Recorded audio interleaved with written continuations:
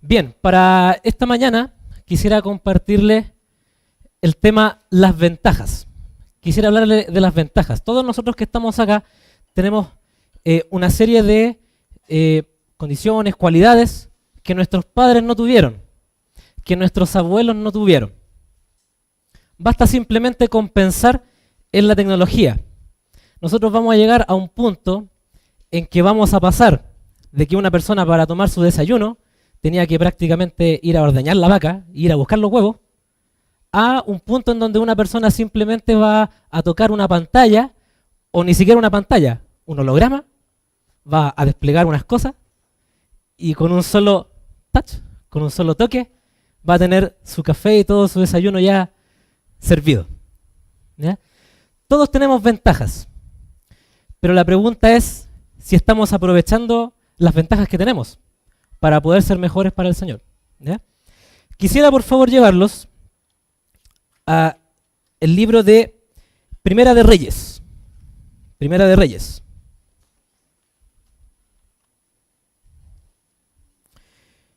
Primera de Reyes y el capítulo 1.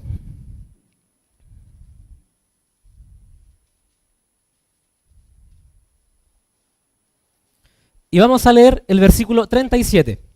Primera de Reyes, capítulo 1, versículo 37. Dice la Biblia: de la manera que Jehová ha estado con mi señor el rey, David, así esté con Salomón, y haga mayor su trono que el trono de mi señor el rey David.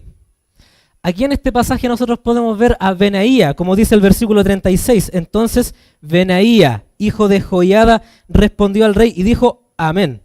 Así lo diga Jehová, Dios de mi señor el rey. ¿Cuál es el deseo de Benaía? El mismo deseo que me imagino todos los padres que están acá tienen. Leamos nuevamente el versículo 37. Fíjense muy bien. Dice: de la manera que Jehová ha estado con mi señor el rey, así esté con Salomón, con su hijo, y haga, ¿qué dice? Haga mayor su trono que el de su padre.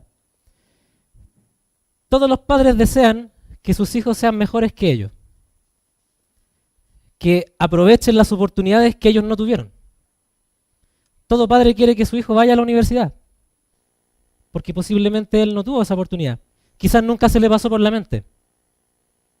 Todo padre quiere que su hijo quizás no esté metido en vicios, en alcohol, en droga. Siempre todo padre desea que su hijo pueda ser mejor que él y que pueda hacer las cosas que él no pudo. Por X motivo. Porque, no sé, la familia era muy grande y había muchas bocas que alimentar. Porque no habían los medios, no estaban las facilidades, no había el dinero para poder estudiar o poder tener otra profesión. Todo padre desea eso. Y nosotros en esta mañana, tarde ya, vamos a ver en la Biblia el caso de una persona que tenía una serie de ventajas con respecto a su padre, pero que al final no la supo aprovechar y fracasó. Vayamos por favor al libro de Primera de Samuel, porque para poder entender las ventajas que el hijo tenía, debemos conocer primero al padre. Primera de Samuel, capítulo 13. Capítulo 13. Estamos en el libro Primero de Samuel, capítulo 13. Y vamos a ver cómo era el padre de este personaje que vamos a hablar, que es Salomón. ¿Cómo era David? Primero, ¿cómo era su corazón? Primera de Samuel, capítulo 13, versículo 14. Dice la Biblia: mas ahora tu reino no será duradero. Jehová se ha buscado un varón conforme a su corazón, al cual Jehová ha designado para que sea príncipe sobre su pueblo, por cuanto tú no has guardado lo que Jehová te mandó. Primera cualidad del padre: su corazón era conforme al corazón de Dios. ¿Cómo se cría este padre? ¿Dónde pasa su niñez, su juventud? En el mismo libro de Primera de Samuel vamos a ir al capítulo 16. Primera de Samuel, capítulo 16. Uno de los pasajes en la Biblia más importantes en cuanto a la música. Y vamos a ver unas cualidades que tenía el padre David. Primera de Samuel, capítulo 16, versículo 18. Entonces uno de los criados respondió diciendo: he aquí yo he visto a un hijo de Isaí de Belén, que sabe tocar, y es valiente y vigoroso y hombre de guerra, prudente en sus palabras, como somos todos los jóvenes hoy día, y hermoso. Ahí no tanto. Y dice: Jehová está con él. Y fíjese muy bien lo que dice el versículo siguiente, versículo 19. Y Saúl envió mensajeros a Isaí diciendo: envíame a David tu hijo, el que está jugando PlayStation, el que está con su celular whatsappeando. Dice que estaba con las ovejas. ¿Cómo se cría el padre? ¿Cómo se cría David? En medio de ovejas. Hediondo. Y era un hombre de guerra. Tenía fuerza. Como dice también el capítulo 17, veamos el capítulo 17 del mismo libro, versículo 33. ¿Qué dice el capítulo 17, versículo 33? Dijo Saúl a David: no podrás tú ir contra aquel filisteo para pelear con él, porque tú eres muchacho. Aquí estamos hablando del padre de David cuando era muchacho, cuando era jovencito. Eres muchacho, y él un hombre de guerra desde su juventud. Ahora, ¿qué responde David? David respondió a Saúl, versículo 34, tu siervo era pastor de las ovejas de su padre. Así se crió David, pastor de ovejas. Y cuando venía un león o un oso y tomaba algún cordero de la manada, salía yo tras él y lo hería y lo libraba de su boca. Y si se levantaba contra mí, yo le echaba mano de la quijada y lo hería y lo mataba. O sea, David tenía fuerza, era un hombre de guerra, era valiente, ¿ya? No salía arrancando de la lacrimógena, por así decirlo. Era valiente. Versículo 36 dice: fuese león, fuese oso, tu siervo lo mataba. Y este filisteo incircunciso será como uno de ellos, porque ha provocado al ejército del Dios viviente. Versículo 37, añadió David: Jehová, que me ha librado de las garras, me ha librado de la muerte, del león y de las garras del oso, él también me librará de la mano de este filisteo. Y dijo Saúl a David: ve y Jehová esté contigo. ¿Ya? Quizás muchos de nuestros padres, en su niñez y en su juventud, fue posiblemente bastante distinto a lo que a nosotros nos tocó vivir. En mi caso particular, en el tiempo cuando mi papá era joven, que no fue hace mucho, él no pudo seguir con la enseñanza media, porque su papá falleció y tenía que trabajar. Y así muchos también, y me imagino que muchos también de los que están acá, quizás cuando terminaron su enseñanza primaria, su enseñanza básica, no pudieron quizás seguir de inmediato con la enseñanza media porque tenían que trabajar. Porque a nadie se le pasaba por la mente ir a la enseñanza media para prepararse a entrar a la universidad. Era algo inimaginable. Y hoy día, el 99,9% de los jóvenes puede asistir a la universidad. Están endeudados a más no poder, pero pueden tener esa ventaja, ese beneficio, que a sus padres ni siquiera se les pasó por la mente, ni siquiera se les cruzó por la mente. ¿Ya? Entonces, así era el padre. El padre estaba en medio de ovejas, estaba pasado a ganado. ¿Ya? Cuando venía un león, un oso, él tenía que defender el rebaño, tenía que matarlo, o sea, era fuerte. Ahora veamos cómo se cría el hijo. ¿Cómo se cría el hijo? Vayamos a Segunda de Samuel ahora. Segunda de Samuel, capítulo 12. Segunda de Samuel, capítulo 12. El hijo del que estamos hablando es el rey Salomón.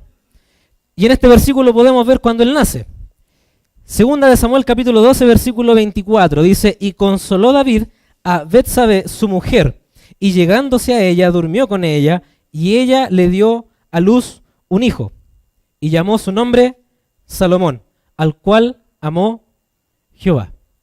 Ahí nace Salomón. La pregunta es, ¿dónde se cría? ¿Dónde nace Salomón? ¿Y dónde pasa su niñez y su juventud? ¿En medio de ovejas? ¿Peleando contra osos, contra leones? ¿Qué dice el capítulo 11?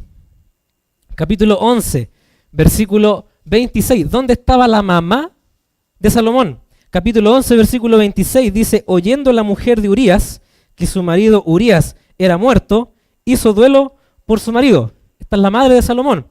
Y versículo 27, y pasado el luto envió David y la trajo a su casa. La trajo a su casa. Casa que no era pequeña, era la casa. Él vivía en una casa real, como dice en el mismo capítulo, versículo 2. Y sucedió un día, al caer la tarde, que se levantó David de su lecho. Se levantó a la tarde. Ahí ya hay algo raro. Se supone que era el rey, él tendría que haberse levantado temprano. Y se paseaba sobre el terrado de la casa real. Y vio desde el terrado a una mujer que se estaba bañando, la cual era muy hermosa. Y esta era la que después fue la madre de Salomón. Es decir, la primera ventaja que nosotros podemos ver en la Biblia, que tenemos con respecto a nuestros padres, con respecto a nuestros abuelos, es la comodidad. La comodidad. Partiendo por las sillas en las que están sentados, que antes eran bancas, que eran incómodas y sonaban. En todo sentido, nosotros tenemos una mayor comodidad que nuestros padres y nuestros abuelos. ¿Para qué hablar de los tiempos de la iglesia primitiva? ¿Cuánto daría Pablo porque en esos tiempos existiera una aerolínea, existiera LAN? Sería cliente frecuente. ¿Cuánto hubieran dado los apóstoles para que en ese tiempo existiera el mail, el correo, el WhatsApp? ¿Ya? O el Skype, para poder hacer discipulado vía online. Y ahí estaría Pablo con Timoteo, y ahí estarían haciendo discipulado vía webcam. Y nosotros tenemos todas esas cosas. Tenemos todas esas facilidades. Tenemos Facebook, tenemos WhatsApp. ¿Cuántas horas pasa una persona metido en WhatsApp? Hablando puras tonteras. Puras tonteras. Y no se da un momento, un tiempo, un instante para poder usar eso mismo y, no sé, saludar a una persona, escribirle a alguien o hablar de la Biblia con otra persona. ¿O cuántas personas en Facebook publican toda su vida privada, pero no son capaces de publicar algo cristiano, aunque sea una cosa pequeña? Comodidades. Tenemos comodidades que no las aprovechamos. No las sabemos aprovechar. Porque estamos cegados, estamos cómodos, estamos perezosos. Y Salomón sabía mucho acerca de los perezosos. De hecho, él habló acerca de los perezosos. Vayamos al libro de Proverbios. El libro de Proverbios y el capítulo 6.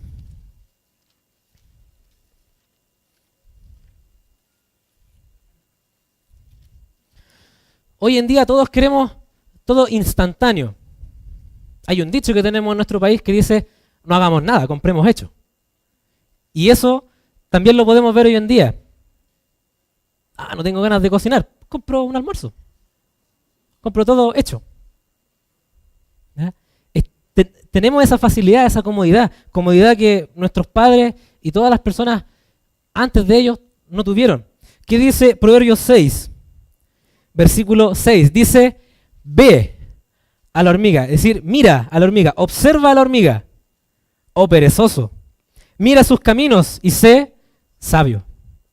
Versículo 7, la cual, no teniendo capitán, ni gobernador, ni señor, prepara en el verano su comida y recoge en el tiempo de la siega su mantenimiento. Perezoso, ¿hasta cuándo has de dormir?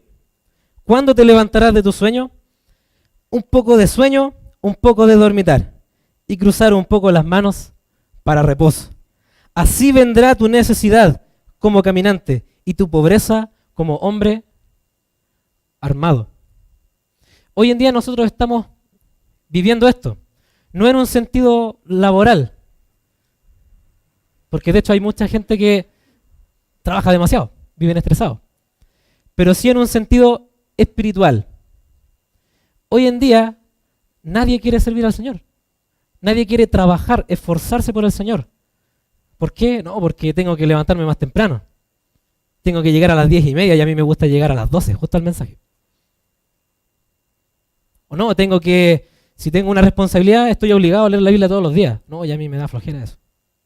Entonces, en cuanto al servicio del Señor, somos perezosos.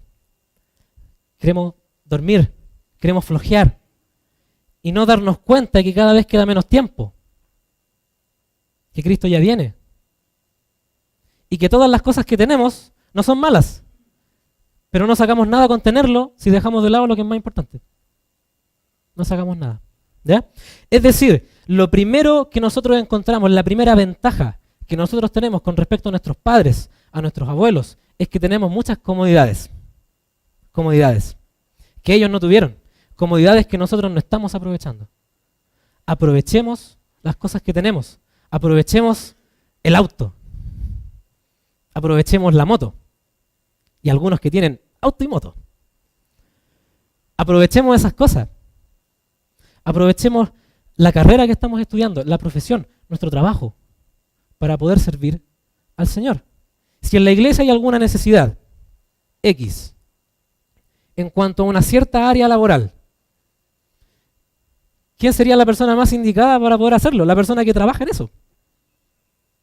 Si hay una necesidad, por ejemplo, de contabilidad, ¿quién tendría que ahí ayudar? Alguien que sabe de eso. ¿Ya? Si necesitamos ampliar nuestro templo, hay que construir, hay que diseñar. ¿Quién tiene que diseñar eso? La persona que trabaja calculando esas cosas. Y en nuestra iglesia tenemos todas esas cosas, pero muchas veces no lo aprovechamos. Solamente usamos nuestra profesión para ganar dinero y no para bendecir a los hermanos. ¿Ya? ¿Qué otra cosa nosotros tenemos? Y que en particular nuestra iglesia tiene, y también nos enorgullecemos de eso, que las generaciones anteriores no tuvieron. Primera de Reyes, capítulo 3. Primera de Reyes, capítulo 3. Entonces lo que estamos haciendo, estamos comparando nuestra vida con la de Salomón. Y nos estamos dando cuenta que así como Salomón, él tenía muchas ventajas, nosotros también tenemos hoy en día muchas ventajas. Y estamos gozando de muchas cosas que nuestros padres no tuvieron, privilegios que nuestros abuelos no tuvieron. ¿Ya? La primera es la comodidad. La segunda, Primera de Reyes capítulo 3, versículo 5, un pasaje muy conocido. Primera de Reyes capítulo 3, versículo 5, dice: y se le apareció Jehová a Salomón en Gabaón una noche en sueños, y le dijo Dios: pide lo que quieras que yo te dé. Ganarme el loto. Versículo 6, y Salomón dijo: tú hiciste gran misericordia a tu siervo David mi padre, porque él anduvo delante de ti en verdad, en justicia y con rectitud de corazón para contigo. Y tú le has reservado esta tu gran misericordia, en que le diste hijo que se sentase en su trono, como sucede en este día. Y el versículo 9 dice, aquí está lo que Salomón le pide a Dios. Versículo 9, da pues a tu siervo corazón entendido, para juzgar a tu pueblo y para discernir entre lo bueno y lo malo, porque ¿quién podrá gobernar este tu pueblo tan grande? Y versículo 10 dice, y agradó delante del Señor que Salomón pidiese esto. Salomón, ¿qué es lo que pide? Sabiduría. Santiago 3:13 dice, ¿quién es sabio y entendido entre vosotros? Muestre por la buena conducta sus obras en sabia mansedumbre. Nosotros quizás no somos sabios, pero sí tenemos mucho conocimiento. Primero, tenemos mucho conocimiento en la Biblia. Y eso es sabido en toda nuestra iglesia. Y nuestra iglesia se caracteriza por eso, porque tenemos mucho conocimiento de la Biblia. Ahora, ¿qué dice Segunda de Timoteo 2? Un pasaje que hoy día vimos en la escuela dominical. Segunda de Timoteo capítulo 2.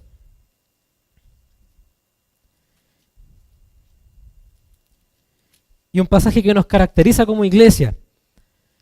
Segunda de Timoteo capítulo 2, versículo 15. Dice la Biblia: procura con diligencia presentarte a Dios aprobado, como obrero que no tiene de qué avergonzarse. Y aquí es donde viene la parte que nos gusta, que usa bien la palabra de verdad.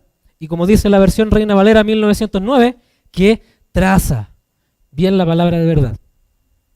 ¿Ya? Que la sabe dividir. Y nosotros tenemos esa cualidad. Muchos de los que están acá pueden perfectamente, acá adelante, explicar todas las trazas que uno puede hacer en la Biblia, las distintas dispensaciones, como vimos hoy día en la escuela dominical. Y lo sabemos, lo entendemos. Pero ese es el problema. Y ese es el problema que nosotros por años hemos tenido. Que solamente nos quedamos en eso. Por ejemplo, este versículo es uno de los versículos quizás lema. Pero ¿qué dice el versículo anterior? Que muchas veces no nos fijamos. Versículo anterior dice: recuérdales esto, exhortándoles delante del Señor a que no contiendan sobre palabras, lo cual para nada aprovecha, sino que es para perdición de los oyentes. Muchas veces sabemos tanto de la Biblia y solamente nos quedamos en eso que no nos damos cuenta. Y estamos discutiendo de la Biblia. No, es que aquí dice esto. No, es que acá dice esta cosa. No, es que el contexto se refiere a esto. No, es que esto se refiere a esta dispensación. Y no nos damos cuenta que hay personas alrededor que están escuchando. Y que con nuestra discusión lo único que ganamos es que ellos estén más confundidos. Y posiblemente no quieran venir más. Conocimiento. Ahora, no me malentiendan. El conocimiento es bueno, es necesario. ¿Ya? Oseas 4:6 nos dice: mi pueblo fue destruido porque le faltó conocimiento. Es bueno el conocimiento y es excelente conocer la Biblia. Pero Pablo nos muestra a nosotros un camino que es aún más excelente. ¿Qué dice Primera de Corintios? Vayamos allá. Primera de Corintios capítulo 12. Primera de Corintios capítulo 12. Entonces estamos hablando del conocimiento. Nosotros sabemos lo que la Biblia dice, conocemos mucho de la Escritura, pero ¿qué es lo que nos falta?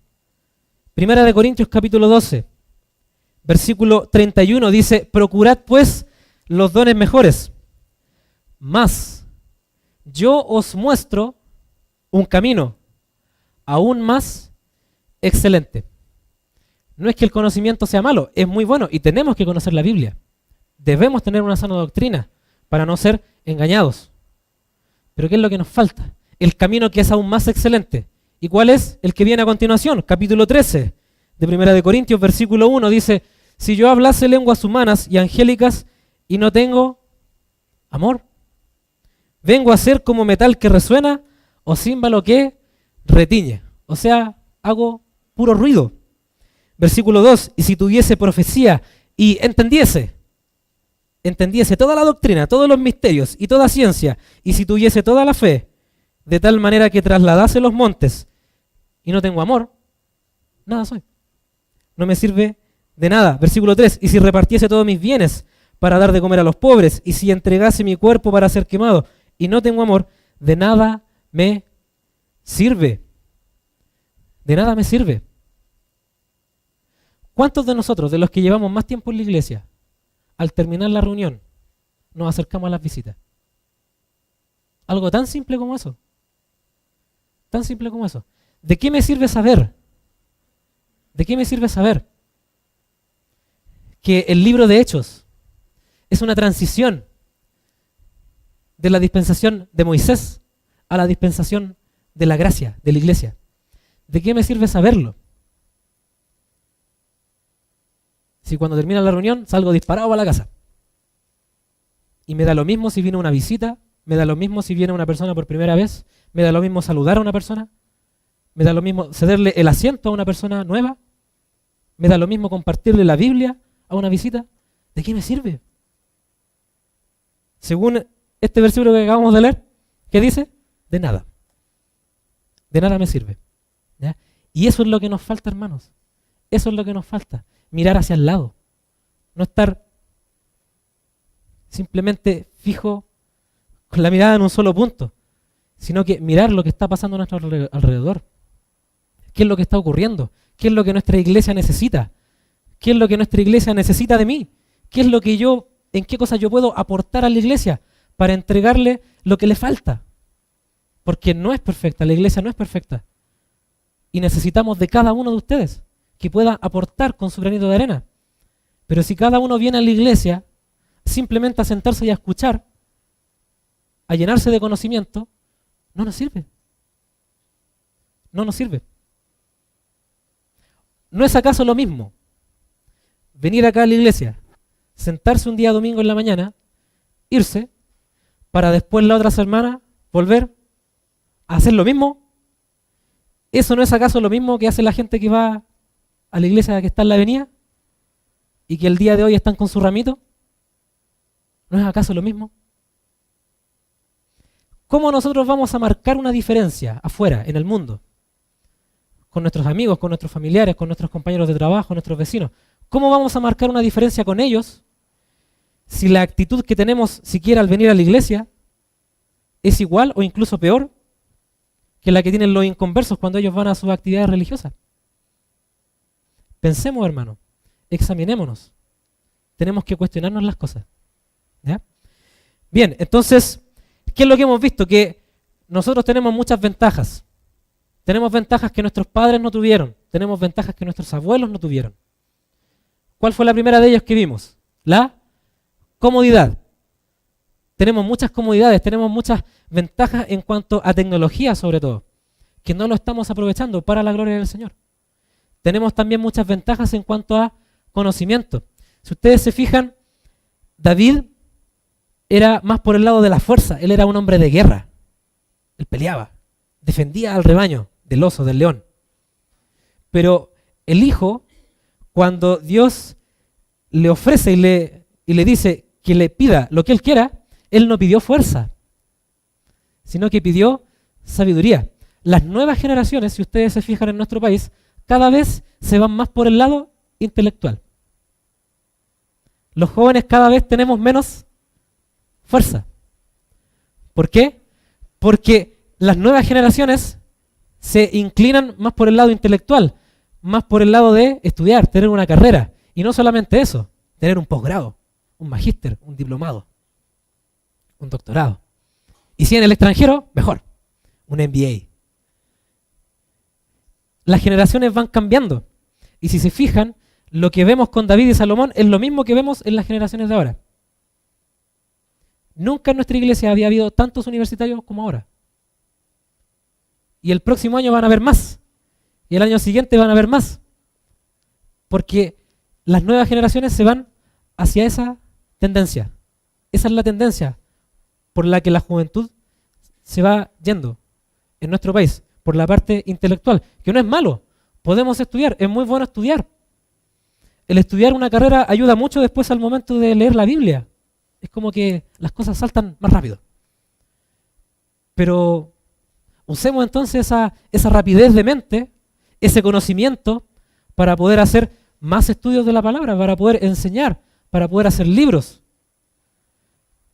¿Cuántos profesores hay hoy en día en el Instituto Bíblico de nuestra iglesia?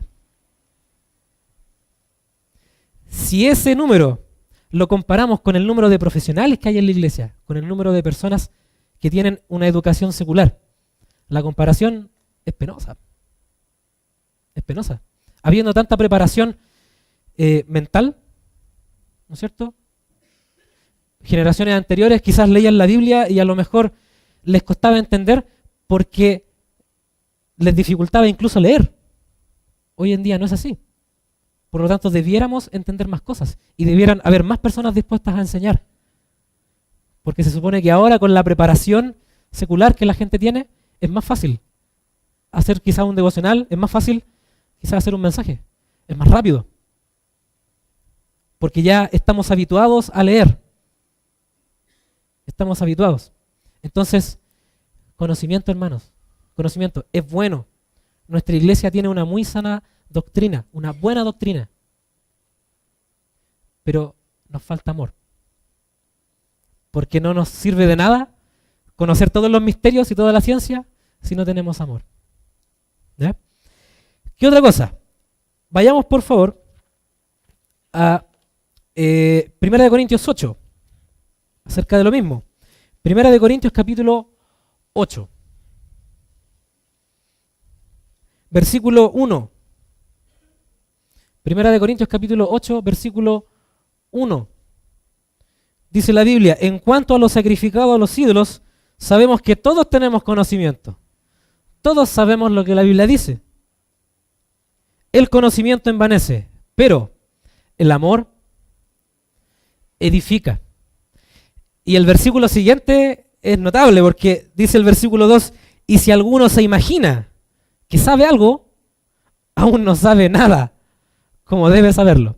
Si nosotros creemos saber algo, creemos saber de la Biblia y creemos que somos maestros, ¿no es cierto?, de la Biblia, maestros de la ley, pero si nosotros creemos que ya las sabemos todas, la Biblia nos dice que aún no sabemos nada como debemos saberlo, porque nunca vamos a terminar de aprender. ¿Ya? Por lo tanto, volvamos a Primera de Reyes ahora. Vamos a Primera de Reyes. ¿Qué es lo que hemos visto? Que nosotros tenemos una gran ventaja, que es la comodidad. También tenemos otra ventaja, que es el conocimiento. Ventajas que generaciones anteriores no tuvieron.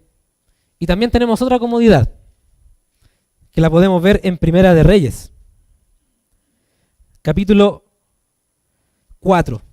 Primera de Reyes, capítulo 4. Y leamos detenidamente el versículo 34 en cuanto al rey Salomón. Estamos en Primera de Reyes, capítulo 4, versículo 34. Dice la Biblia: y para oír la sabiduría de Salomón venían de todos los pueblos y de todos los reyes de la tierra, a donde había llegado la fama de su sabiduría. Nosotros tenemos que hacernos preguntas. David, ¿cuál era quizás su círculo de amigos? La gente que él frecuentaba durante su niñez y su juventud. Posiblemente eran otros pastores de ovejas, ¿cierto? Y personas que vivían a no muchos kilómetros a la redonda. Pero ¿qué pasa con Salomón? Salomón, él ahora se empieza a codear con gente que venía de todos los pueblos, gente extranjera. ¿Eh? Generaciones anteriores quizás nunca se les pasó por la mente viajar a otros países. Pero hoy en día hay muchos de los que están acá que conocen otros países, que han ido a otros lugares, a Brasil, a Egipto, a Perú, que conocen otros lugares, cosas que antes nadie se imaginó. Porque no, ¿cómo yo voy a viajar a otro país? Es mucho dinero, voy a ir a perder el tiempo. Pero mucha gente hoy sale a vacacionar fuera del país, como si nada, es lo más normal. Y hay otra cosa también importante, que las nuevas generaciones están codeándose con gente que viene de distintos lugares. Por ejemplo, un universitario tiene la diferencia de que cuando va al colegio, generalmente en el colegio, la gente que es su compañero de sala, generalmente viven dentro del mismo sector, quizás dentro de la misma comuna, y son algunos solamente los que viven más lejos. Pero cuando entra a la universidad, se encuentra que toda la gente que está ahí son todos de distintos lugares, incluso muchos son de otras regiones de Chile. Por lo tanto, tienen la oportunidad de conocer a gente que es de lugares más diversos que antes. Eso es una ventaja, porque eso quiere decir que se puede llevar el evangelio a más lugares. Pero generalmente se da la desventaja. ¿Qué dice Primera de Reyes, capítulo 10? Primera de Reyes, capítulo 10.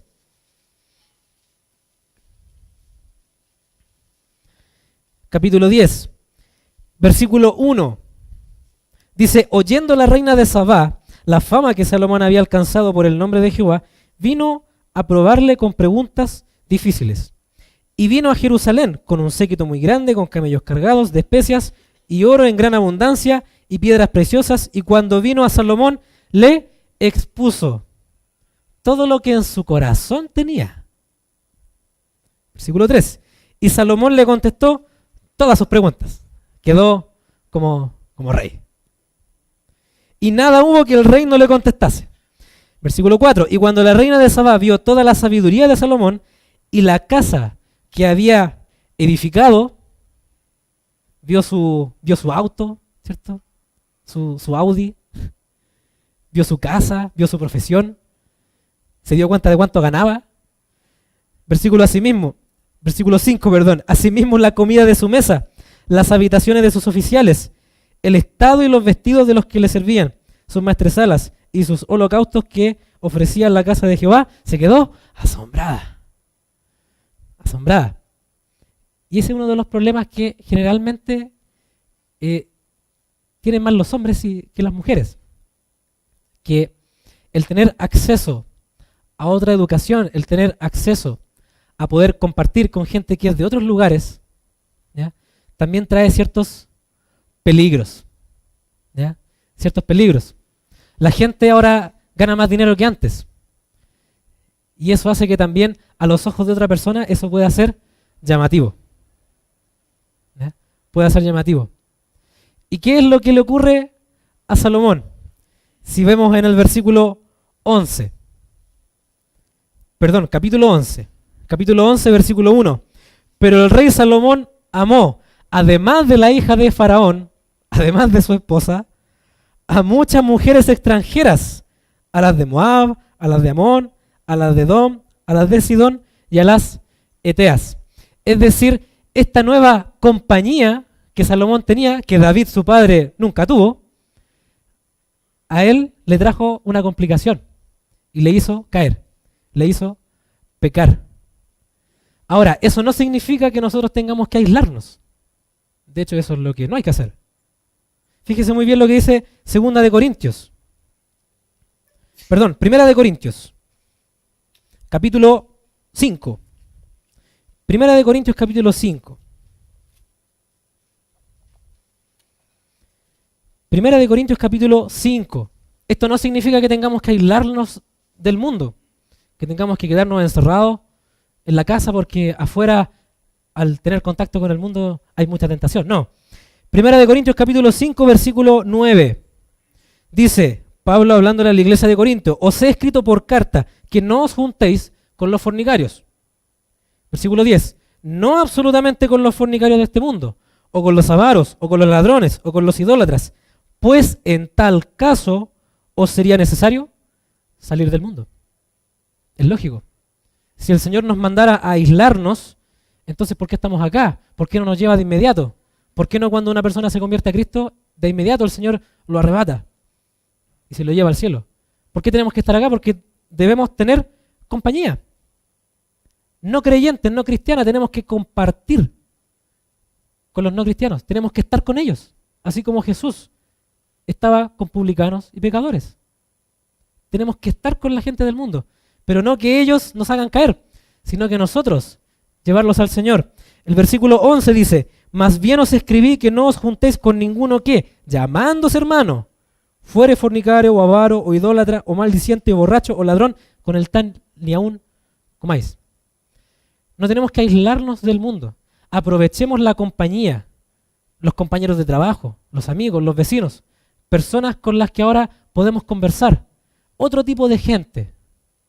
Otro tipo de gente. Quizás nuestros padres nunca se imaginaron que ellos pudieran tener la oportunidad de compartir el evangelio a un abogado, a un ingeniero. Pero ahora sí está esa oportunidad, a un médico. Porque ahora tenemos una gran variedad de profesiones, de lugares de trabajo, de nichos, en donde nosotros podemos predicar el evangelio y poder alcanzar a gente distinta, a gente diversa. No solamente a la gente que vive en nuestro barrio, sino que también alcanzar a otras personas. ¿Ya? Y no caer en el intento. Por lo tanto, hemos visto tres cosas que Salomón tenía y que nosotros tenemos. Nosotros tenemos comodidades, tenemos conocimiento y harto conocimiento. Y tenemos compañía, tenemos amigos, tenemos parientes, tenemos compañeros de trabajo, de universidad, de colegio, que son de distintos lugares de Santiago, otros son de otras regiones. Tenemos la oportunidad de conocer gente de otros países también. Tenemos todas esas cosas. Pero Salomón no supo aprovechar todas esas ventajas que su padre David no tuvo y cayó. Veamos qué dice en Primera de Reyes, por favor, vayamos al capítulo 10. Primera de Reyes, capítulo 10.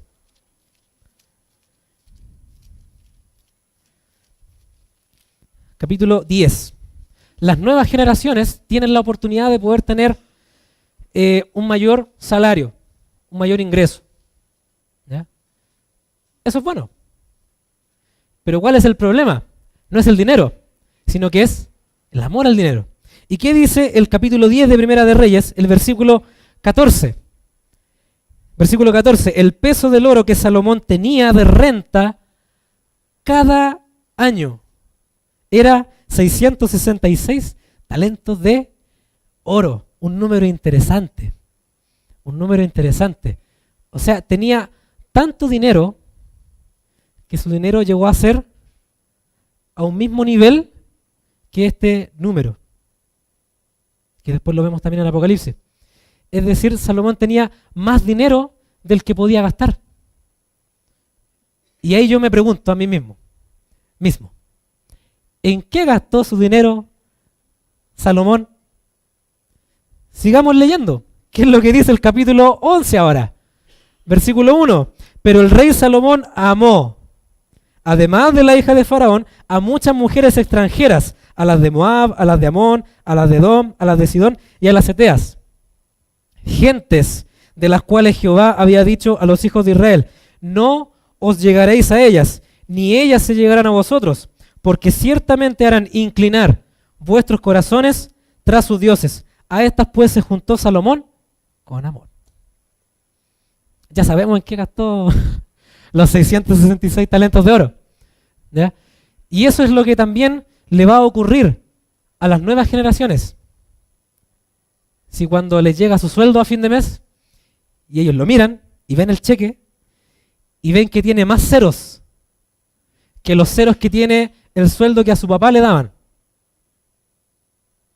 y él cree que por eso es mejor que su papá, cree que por eso es mejor que su abuelo, siendo que todo lo que tiene es simplemente porque sus padres y sus abuelos no tuvieron las ventajas que él tuvo. No hay ningún mérito en eso, porque hoy están las oportunidades, está la chance. ¿Ya? No hay ningún crédito en que una persona llegue, ¿no es cierto?, y que se jacte de su sueldo, de su profesión, porque hoy en día las oportunidades están. Antes no estaba, antes era difícil, era muy muy difícil. ¿Ya?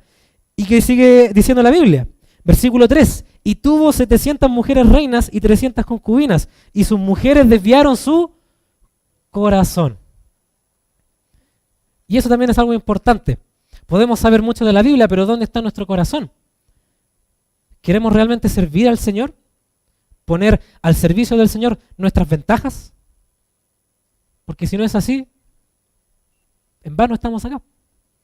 Versículo 4, y cuando Salomón era ya viejo, sus mujeres inclinaron su corazón tras dioses ajenos, y su corazón no era perfecto con Jehová su Dios, como el corazón de su padre David. ¿Se acuerdan el versículo que leímos al comienzo? Que David tenía un corazón conforme al de Dios. Salomón no pudo hacerlo. Hoy en día tenemos muchas ventajas, pero eso no significa que nosotros seamos mejores que nuestros padres. No significa. Y también hay otro problema, que un padre generalmente quiere que su hijo sea mejor que él, pero en un ámbito mundano. Yo quiero que mi hijo tenga un auto, porque yo nunca pude tener auto. Quiero que mi hijo tenga una casa bonita, grande, porque yo nunca tuve esa oportunidad. ¿Eso es bueno? Sí, pero nuevamente, lo mismo. Nos desviamos de lo más importante. ¿Cuántos padres anhelan que sus hijos sean mejores cristianos que ellos? No solamente que tengan un mejor sueldo, una mejor familia, mejores hijos, una mejor casa, un buen pasar. ¿Cuántos padres quieren que sus hijos sean mejores cristianos que ellos? ¿Cuántos? Posiblemente de intención, yo creo que todos quieren, pero muchos con sus hechos lo niegan. Yo me hago una pregunta. ¿Un chiquillo va a venir a pintar acá a la iglesia si nunca vio a su padre hacerlo o a su discipulador hacerlo? No, po. No lo va a hacer. No lo va a hacer. ¿Ya? Veamos por favor lo que dice el libro de Eclesiastés para concluir. ¿Cuál es la conclusión que Salomón saca de todo lo que él vivió, de todas las ventajas que él tuvo y que no supo aprovechar? ¿Cuál es la conclusión ya cuando él era viejo, avanzado en años? Eclesiastés, capítulo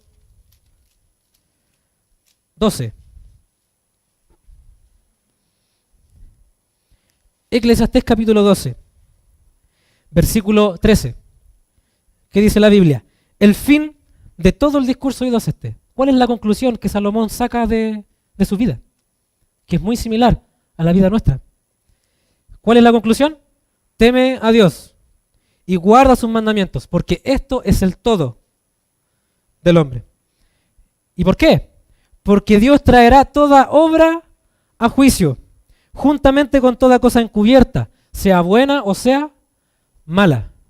Un día nosotros vamos a estar frente a Dios y Él nos va a preguntar y Él nos va a decir: tenías ventajas, tenías comodidades, tenías conocimiento, tenías compañía distinta.